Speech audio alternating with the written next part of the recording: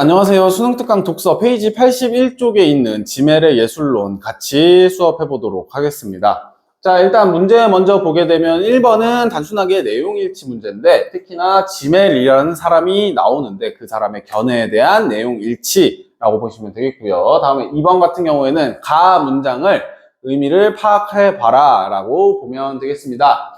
그래서 이것을 한번 글이 어디 있는지 보게 되면 글의 마지막 부분에 있는데, 이것 역시 글 전체를 읽고 나서 문맥상 파악을 해야겠구나 라는 것을 확인할 수 있고요. 다음에 3번 같은 경우에는 사례, 기억과 니은을 내용을 제대로 이해하고 있느냐를 묻는 문제인데, 기억하고 니은을 찾게 되면 르네상스의 초상화와 그리고 렘브란트의 초상화에 대해서 이야기가 나옵니다. 그러면 그림 두 개? 그리고 렘브란트라는 걸 봤을 때 뭔가 예술과 관련된 얘기일 수도 있고 비유일 수도 있으니까 나중에 확인해 보면 되겠죠. 다음에 4번 같은 경우에는 글을 바탕으로 또 보기를 이해하는 우리 굉장히 익숙한 문제죠. 그래서 보기가 과연 어떤 내용을 이야기하고 있는지 간단하게 보게 되면 로댕이 첫째 줄에 나옵니다. 우리 로댕은 누군지 몰라도 작품은 잘 알고 있기 때문에 로댕에 대한 이야기가 나오는 걸 보니 이거는 확실히 예술에 대한 이야기겠구나 라는 거 확인할 수 있고요. 다음에 5번은 항상 푸는 단어, 어휘, 의미에 대한 문제가 되겠습니다. 자, 그러면 한번 같이 내용 보도록 할게요. 자, 일단은 1문단에서는 기존 인식이 나오게 돼요. 그러니까 기존에 우리가 예술작품을 감상을 할 때, 그리고 해석하고 평가할 때, 미술 시간에 많이 배우던 거죠. 뭐 인상주의라던가 표현주의. 자, 이런 것들은 사조라고 하고요. 그거에 결부시켜서 연결시켜서 보통 이해를 하는 것이 보통 미술을 배울 때 그렇게 배우곤 하죠. 근데 기존 작품을 해석을 따르게 되면 일단은 기본적으로 그 당시에 역사적으로 어떤 환경이었는지 조건을 따지고 세부적인 요소, 그러니까 붓칠은 어떻고 색깔은 어떻고 이런 거에 조금 더 집중을 하게 되는데, 지멜은 이것을 비판합니다. 이렇게 보면 우리가 예술을 제대로 이해하는 것이 아니다라고 이야기를 해요. 그래서 지멜의 예술론에서는 자, 이런 역사적 조건이나 세부적인 요소보다는 삶과의 관련성과 조금 더 연결시켜보자. 그러니까 그 사람의 삶 혹은 그 그림의 대상의 삶과 연결을 시켜보자 라고 이야기를 하고, 다른 말로 삶의 진폭을 느껴보자 라고 이야기를 합니다. 자, 그래서 두 번째 문단에서는 이제 구체적인 내용이 나오는데, 자, 첫 번째로 예술사조, 아까 얘기했듯이 무슨 주의 하는 것들 예술에도 있는데, 그것을 자기가 아무 생각 없이 그대로 우리가 지금 하고 있는 이 인상주의라던가 표현주의라던가 혹은 다양한 뭐 사실주의라던가 극사실주의 이런 거에서 하는 대로 해야지 하고 아무 생각 없이 만들면 그것에 대해서는 지멜은 굉장히 부정적으로 생각했다. 그래서 왜? 통일된 것만 얘기를 할 수 있게 되기 때문에 표현 양식 자체도 통일되고 하는 내용도 통일되고 그럴 수 있기 때문에 총체적인 삶과 다양한 감정의 표현이 불가능하다. 그러니까 맨날 그리는 거, 그리는 주제, 그리는 표현 방법 이런 것만 나오기 때문에 다양하게 우리가 즐길 수가 없다라고 쉽게 이해할 수 있고요. 그러고 나서 자기가 생각하기에, 지멜이 생각하기에는 그 대상, 그리고 있는 대상의 개체적인 삶을 조금 더 드러내야 된다. 그러니까 조금 더 개성이 있었으면 좋겠다라고 보면 되겠죠. 자, 그러면서 이제 르네상스 초상화와 렘브란트 초상화가 얘기가 나와요. 우리 아까 문제 때 봤던 거. 자, 르네상스 초상화에서는 바라는 것이 완전함, 그리고 절대성의 이상을 얘기를 하기 때문에 그것을 위해서, 완전함을 위해서는 조화와 균형을 중시하게 되고 보편적인 형식을 맞춰 그릴 수밖에 없다. 그러다 보니까 굉장히 전형적이다. 이거 딱 보면 이거 르네상스 때 거네 라고 느낄 수밖에 없다. 그러면 그 작품의 개성보다는 그냥 르네상스 때 이런 걸 그렸구나가 조금 더 초점을 가기 때문에 우리가 이해할 때 재미가 없다. 총체적인 삶을 알 수가 없다. 이 작품만의 특정한 그런 부분을 모른다 라고 얘기를 하는 거예요. 그러고 나서 이제 초개체적, 그러니까 개체적이지 않다라고 이해를 하면 되겠죠. 자, 다음에 니은 같은 경우에는 렘브란트는 인물의 전체적인 삶을 표현하는데 조금 더 집중한 화가다라고 지멜은 평가를 해요. 그러고 나서 삶은 과거, 현재, 미래로 분리되지 않는다라는 본인의 생각을 바탕으로 현재 이미지에다가 자신의 과거를 보이게끔 대표적으로 나타내는 게 주름이라던가 혹은 주변의 조명을 조금 더 어둡게 해서 나이가 조금 더 들어 보이게 한다던가 이런 식으로 표현을 하는 노력이 들어가 있다. 그러면 이것이 비록 렘브란트의 초상화가 이것에 비해서는 사실적이진 않더라도 영혼과 삶의 시간을 조금 더 반영하려고 했기 때문에 이것이 최고로 개인적이다. 지멜의 입장에서는 굉장히 긍정적으로 보고 있다라고 이해하면 되겠습니다. 자, 산문단을 가게 되면 이제 조금 더 이 내용들을 구체화시켜서 얘기를 해줘요. 자, 예술이라는 것은 개체성에다가 개인의 법칙, 그러니까 개인 법칙이 결합이 됐을 때 이것을 우리는 예술이라고 볼 수 있다라고 이야기를 하는데, 개인 법칙은 내용에 나와 있듯이 주관적인 가치나 자신의 가치관이나 혹은 이상에 따라서 행동할 의지와 능력이래요. 그러면 이것을 우리가 따르게 되면 단순하게 일반화 당하는, 아까 사조만 따르는 것, 르네상스만 따르는 것에서 벗어나서 자신 고유의 개체성으로 작가가 이제 특징을 잡게 되고, 그러면 이 특징들이 형식 법칙으로 생성되게 된다라는 식으로 연결이 쭉쭉쭉쭉 돼요. 그러면 형식 법칙은 또 뭐냐? 자, 개인 법칙과의 관계를 보게 되면 개인 법칙을 따랐을 때 형식 법칙이 점점 생겨나게 된다라고 이해를 하면 편할 거예요. 그래서 그 예술가가 만든 작품의 유사한 특징들을 예술사조가 아닌 예술가 개인의 양식으로서 만들어지게 된다는 거예요. 그러니까 이 예술사조, 이 사람들 전체들이 집단으로 따르는 것이 아니라 그 예술가 개인의 양식은 인정하겠다.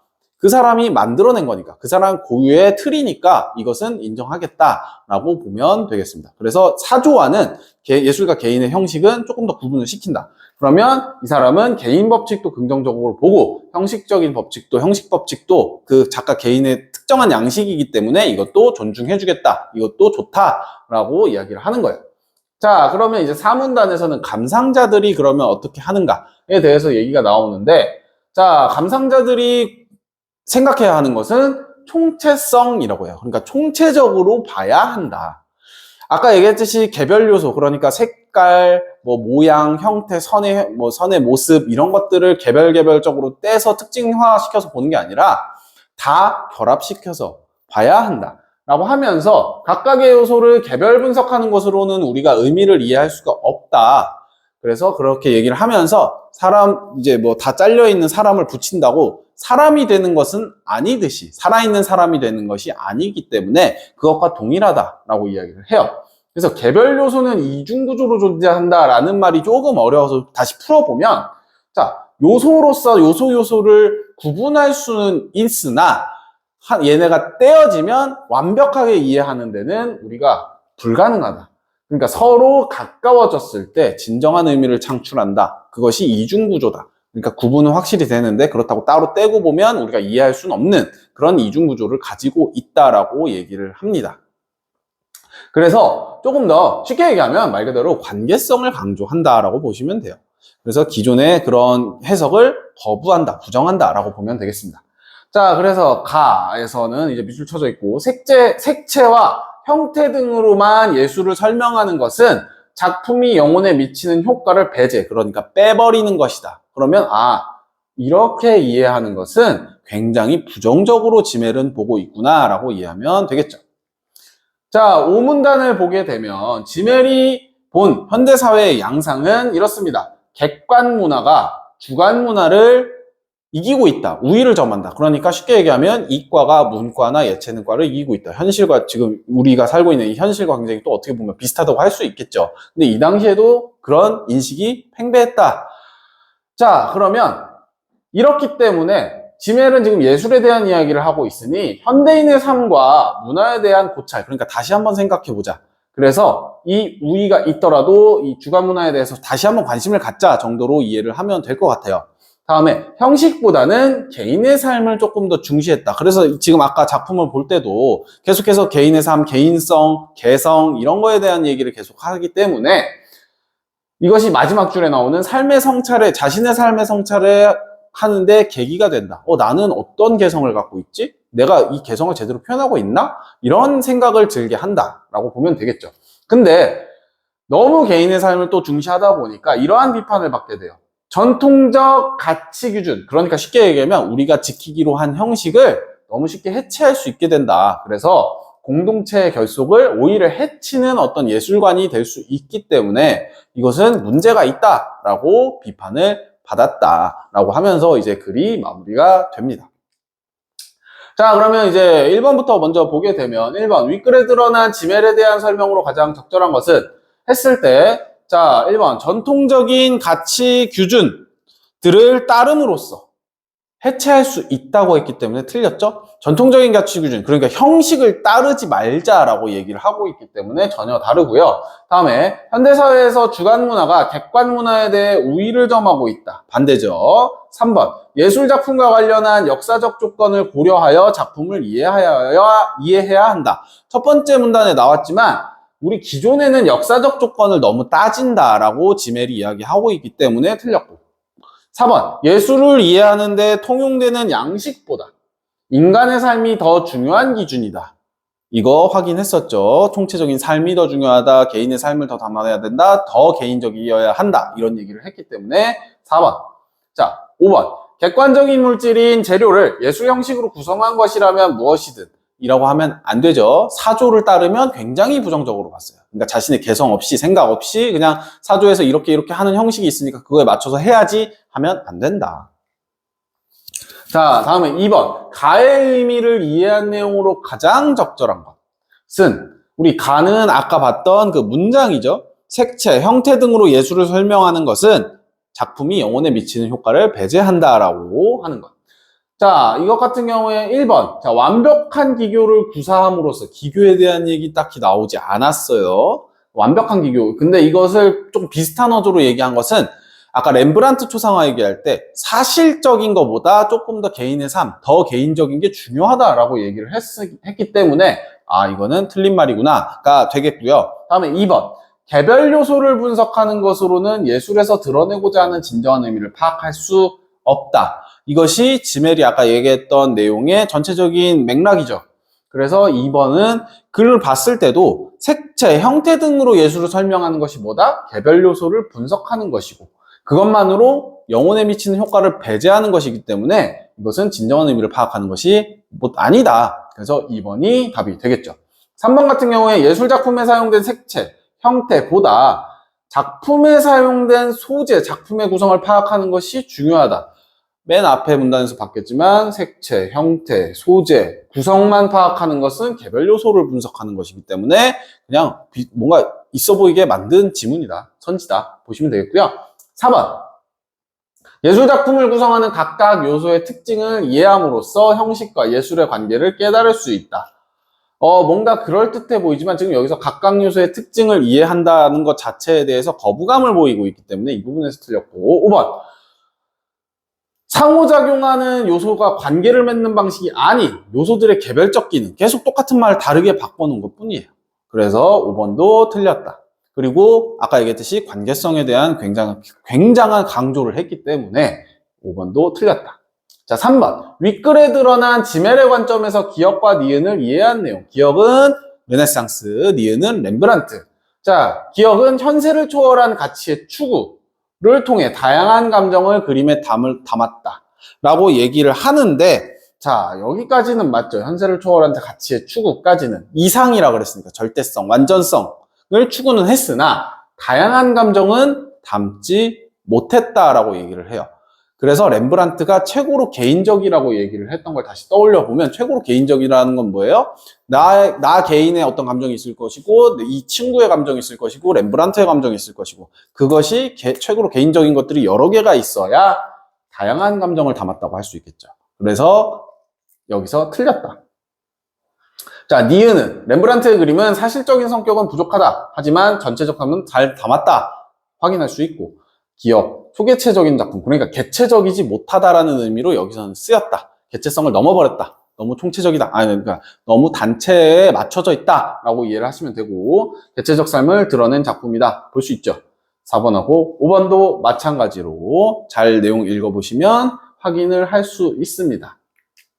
자, 4번. 보기를 이해한 내용으로 이제 얘기를 하면 자, 로댕의 활동 시기에는 자연주의와 인습주의가 만연해서 보편화되었다. 그래서 틀에 갇혔다. 그럼 지멜은 이 사조를 따르는 것을 굉장히 싫어했다라고 얘기를 했으니까 거기다가 이제 보편화된 틀까지 갇혀버리면 더 싫었겠죠. 개인적으로 만들 수가 없으니까.